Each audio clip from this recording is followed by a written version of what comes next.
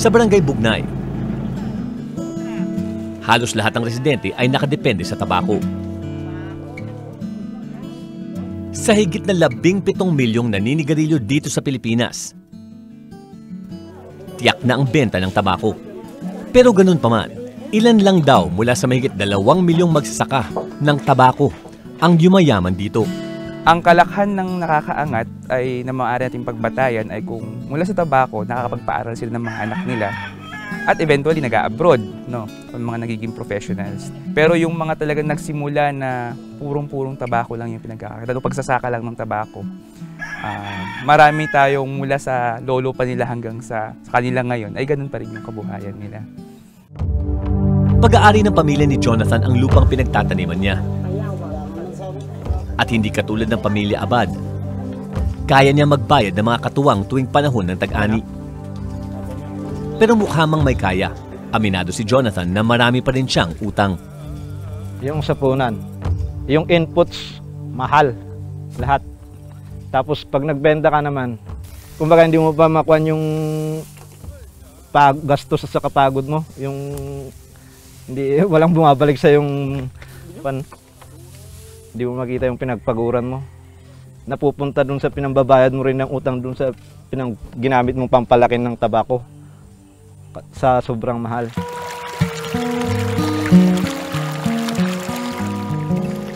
Mahirap daw magpalaki ng tabako mula sa pagtatanim nito sa Nobyembre hanggang sa umpisa ng ani sa Pebrero. Kailangan bantayan ito na parang anak. Ang tabako kasi ay maliban sa labor intensive siya, mataas din yung kinakailangan niyang mga inputs, halimbawa chemicals, pesticides, and fertilizers. At marami siyang gagastusin pa mula doon sa pagpupunla, yung patubig. Kinakailangan ng magsasaka na umutang para sa puhunan. 65,000 ang rehistradong magsasaka ng tabako sa National Tobacco Administration o NTA. Bawat isa dito ay pwede mangutang ng puhunang pangproduksyon ayon kay Administrator Edgardo Zaragoza, ang pinuno nito.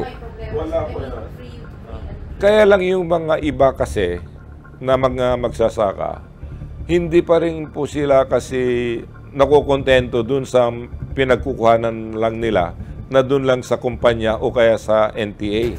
Dahil ang binibigay na utang o suporta ng mga kumpanya at saka National Tobacco ay sa panahon lang ng pagtatanim, no? Pero anumang ganda ng kalinga sa iyong tanim, minsan may darating na kontrabida na wawasak ng lahat. Talagang naranasan namin yun. Yung unang pinatayo namin na ganito pugon, talagang nasunog. Walang natira sa amin. Walang-wala. Tapos yung tanim pa namin, ulan ng ulan, talagang nasisira. Pag natagi mo na yung dahon, talagang nalalaglag na doon sa baba. Wala nang parang nabubulok na yung mga ganito, kahit isinasampang mo dyan, nalalaglag. Dahil na ulan ng ulan, talagang walang nangyari sa tinanim namin na tabako. Wala kaming kita, hindi pa kami nakabayad ng utang, ganun. Kaya lang hindi mo rin masisisi dahil siyempre nga, kung may biglang pangangailangan, lalo na pagka-enrollment ng June, napapapasok sila sa mga nagpapautang na mga cowboys, no, o mga field representatives. At saka siyempre, alam mo naman kung minsan, mabilis at malapit lang sa kanila, wala pang dokumento. Hindi rehistrado sa NTA ang mag-asawang Abad, kahit na pareho pa silang lumaki sa pamilya ng mga magsasaka.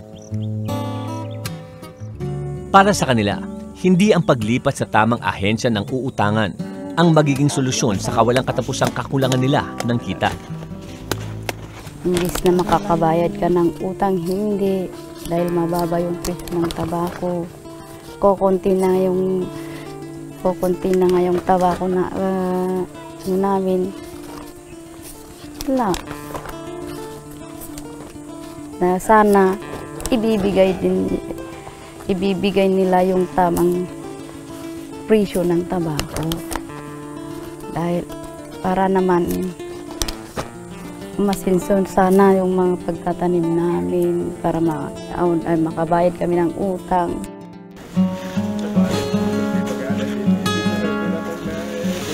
Pero para sa cowboy na si Rogelio Biting, ayos lang ang nanaig na presyo ngayon. Okay naman eh, kasi sinabihan naman yung mga farmer namin, basta alisin nyo mabuti yung tabako nyo, tapos isasagad namin yung presyo namin sa kumpanya. Ganun ang inaano namin sa mga farmer namin eh.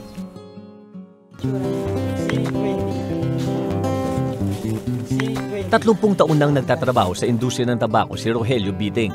Dati siyang magsasaka, pero ngayon isa na siyang cowboy. Ang mga cowboy ang representative ng mga kumpanyang nagpapautang ng puhunan sa mga magsasaka. Sa madaling salita, sila ang mga kolektor ng utang. Oo. Ano ng negosyo, parang itong tabako, parang tsampa-tsampa eh. Katulad na ngayon, medyo maulan, medyo mapiktuan ng mga tabako, imbas na maganda yung klase, wala na. Punta na sa mas marami na yung reject. Siyempre maawa kami naman ng mga farmers Eh, walang nakita. Kahit kami wala kaming makita pag ganon. Imbas na kumita kami, wala. Kung hindi makakabayad sa utang, ano ang mangyayari sa pamilya Abad?